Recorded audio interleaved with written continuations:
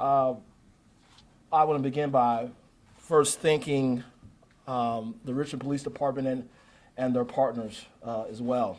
Today represents what working together should look like here in the city of Richmond.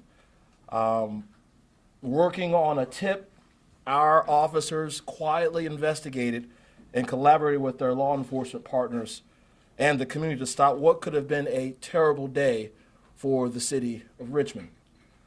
As we continue to live through an era and age of mass shootings and all around our country, no community is immune.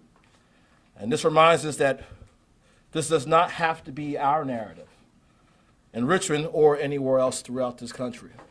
We've seen the proliferations of weapons of war being used on our civilian population throughout this country.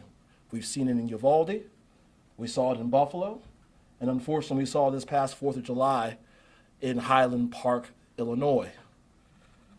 And that's why it's very, very important that we remember the phrase, see something, say something. And that phrase came in handy this past weekend, and it shows us why it is important to remember it, but also to put it into action as well. It worked for us on July 4th, and it saved lives here in Richmond. Folks from all across the region came to Richmond to Dogwood Dell to celebrate the birth of our country. And fortunately, the Richmond Police Department and their partners, but also, most importantly, those in the community, came forward and pointed out an issue that Chief Gerald Smith will speak to here in a second. But I would be remiss if I did not thank our police department, our partners in law enforcement here, not just our state partners, but also our federal partners as well.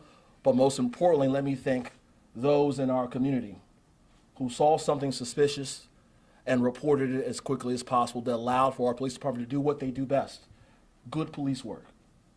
And so I'm grateful for their help in this matter, and now I'll hand it over to our Chief of Police, Gerald Smith.